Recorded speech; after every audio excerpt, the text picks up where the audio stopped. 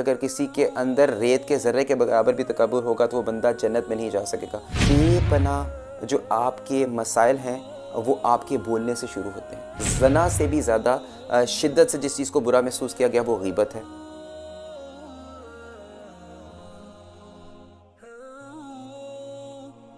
मन सामता नजा, ये नबी करीम सल्लल्लाहु अलैहि वसल्लम की एक हदीस मुबारक है जिसका मफ़हूम कुछ ऐसे है कि जिसने खामोशी इख्तियार की वो निजात पा गया। जब इस हदीस मुबारक को मैंने पढ़ा तो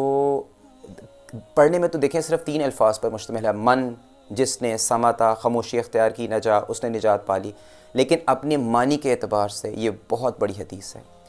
और इसकी जो आप ये कह लें कि जो इसकी एक्सप्लेनेशन है या इसका जो मतलब या इसका जो मगज़ है वो हज़रत ईसा अलैहिस्सलाम के एक कॉल से फिर मुझे समझ में आई कि हज़रत ईसा अलैहिस्सलाम फरमाते हैं कि अगर इबादत के 10 जुज़ हैं, यानी अगर आप कोई भी इबादत करते हैं, आप नमाज़ पढ़ते हैं, रोज़ा रखते हैं, कोई भी नेकी का काम करते हैं, तो अगर उस नेकी के अमल के 10 अज्ज़ा हैं तो उनमें से जो 9 अज्ज़ा हैं वो खामोशी पर मुश्तमिल है। यानी आप अंदाज़ा कर लें कि आपकी इबादत कितनी भी ज़बरदस्त पुरखुलूस क्यों ना हो, वो करने के बाद अगर आप खामोशी इख्तियार करेंगे तो आपकी इबादत जो है वो कामलियत के मनसब पर फायज होगी। और आजकल के माशरे के हिसाब से देखें तो जो चीज़ मुझे सबसे ज़्यादा दुखी करती है, चूँकि मैं टीचर हूँ और ऑब्वियसली मुझे अपने स्टूडेंट्स के साथ इंटरेक्ट करना पड़ता है, तो मैं ये चीज़ देखता हूँ कि हमने इस चीज़ को तो बिल्कुल कंसिडर करते हैं नहीं, यानी खामोश रहना तो हम एक ऐब समझते हैं कि जब तक हम किसी को तुर्की ब तुर्की जवाब ना दे लें तब तक हम समझते हैं कि हमारी काबिलियत ही नहीं ज़ाहिर होगी। स्टूडेंट्स भी ऐसे ही करते हैं। तो जब मैंने हदीस पढ़ी तो मैंने ये सोचा कि इसके ऊपर एक वीडियो बननी चाहिए ताकि थोड़ा सा हम इस चीज़ को हाईलाइट कर सकें कि देखें हर जगह पे बोलना ज़रूरी नहीं होता। और हमारे माशरे में आजकल जितने भी ये मसाइल हैं इनमें से 99% जो मसाइल हैं वो आपके बोलने से रिलेट करते हैं। आप देखें किसी भी घर में आप देख लें, सास बहू का अगर मसला है तो बोलने से शुरू होगा और बोलने की वजह से वो एक इंटेंसिटी पकड़ लेता है। कारोबारी मामलात देख लें, आपने दोस्त यारों को देख लें, वो बंदे जो एक दूसरे के साथ बेपनाह प्यार करते हैं, दोस्ती जताते हैं, देखें उनके मसाइल भी जो शुरू होते हैं गाली गलोच तक चले जाते हैं। फजूल किस्म के मजाक, एक दूसरे को जुगत मारना, जैसे आपको पता है तंज करना एक दूसरे को, तो ये सारी वो चीज़ें हैं कि जो नबी करीम सल्लल्लाहु अलैहि वसल्लम ने सख्ती से मना फरमाए हैं। और मैंने इमाम गज़ाली रहमतुल्लाह अलैह की किताब है अहयाए उलूम, जब मैंने उसका मुतालिया किया खामोशी के चैप्टर में,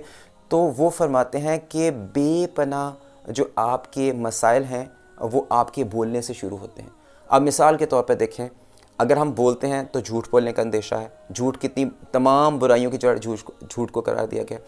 आप जब बोलना शुरू करते हैं तो ऑब्वियसली अगर आप ज़्यादा नमाज़ पढ़ते हैं या ज़िक्र अस्कार करते हैं तो ऑब्वियसली शैतान भी आपसे उसी हिसाब से फिर आप पे अटैक करेगा। तकब्बुर, जिसके बारे में कहा गया कि अगर किसी के अंदर रेत के ज़र्रे के बराबर भी तकब्बुर होगा तो वो बंदा जन्नत में नहीं जा सकेगा। तो तकब्बुर भी आप ज़ाहिरी सी बात है, जब आप बोलना शुरू करेंगे तो आपके बोलने पर पता चलेगा कि आप कुछ अल्फाज ऐसे बोल सकते हैं जो तकब्बुराना हो सकते हैं। फिर आप गीबत देखें, कितना सख्त गुनाह है कि किसी जगह कई जगहों पर तो ज़ना से भी ज़्यादा शिद्दत से जिस चीज़ को बुरा महसूस किया गया वो गीबत है। कुरान पाक में इसका जिक्र भी है कि वो क्या तुम में से कोई पसंद करता है कि वो अपने भाई का मुर्दा गोश्त खाएगा, तो वो भी देख लें आपका बोलने के साथ है। फिर आप देख लें किसी की चुगली खाना, ये भी बोलने से मंसूब है। झूठे वादे करना, रियाकारी करना, बंदों का दिल दुखाना। अब आजकल आप देखें हमारे जितने भी टीवी पे प्रोग्राम्स हैं, रेटिंग के हिसाब से उन चीज़ों को ज़्यादा यानी रेटिंग दी जाती है कि जिसमें हम एक दूसरे का मजाक उड़ाते हैं और हम फ़ख्र से नकल करते हैं। और देखें कितना सख्त मना किया गया कुरान पाक में। सूरह हुजरात में अल्लाह ताला ने इरशाद फरमाया, मैं मरकज़ी हाल आपके साथ शेयर कर रहा हूँ, कि कोई किसी का तमस्खुर ना उड़ाए, क्या पता कि जिसका मजाक उड़ाया जा रहा है वो ज़्यादा बेहतर हो। तो कोशिश करें कि कम से कम गुफ्तगू की जाए। और नबी करीम सल्लल्लाहु अलैहि वसल्लम ने इरशाद फरमाया कि किसी भी इंसान के ईमान को उस वक़्त आप जान सकते हैं कि जब आप ये देखें कि वो कितनी बामकसद बात करता है। ये मैंने आप सल्लल्लाहु अलैहि वसल्लम की हदीस मुबारक का मरकज़ी हाल बयान किया कि कोई बंदा कितनी बामकसद बात करता है, उससे आप अंदाज़ा लगा सकते हैं कि उसका ईमान किस लेवल पर है। और आप हमारी देख लें डेली रूटीन में, देख लें कि सुबह होती है तो या गीबत हो रही है, या चुगली खाई जा रही है, या किसी के का मजाक उड़ाया जा रहा है, झूठे वादे किए जा रहे हैं, झूठी कस्में खाई जा रही हैं। तो चीज़ यह है कि थोड़ा सा अपने आप को हमने सोचना है और परख कर सोचना है। मैं अक्सर एक बात अपने स्टूडेंट्स के साथ शेयर करता हूँ गीबत के हिसाब से कि भाई आपको उस बंदे की गीबत तो बिल्कुल भी नहीं करनी चाहिए जो आपको पसंद नहीं, क्योंकि इतनी मेहनत से कमाए गए अमाल आप फ़कत कितने आराम सुकून से उस बंदे की झोली में डाल देते हैं जिसको आप दुनियावी तौर पर पसंद नहीं करते। तो कोशिश करें कि जो कुछ भी बोले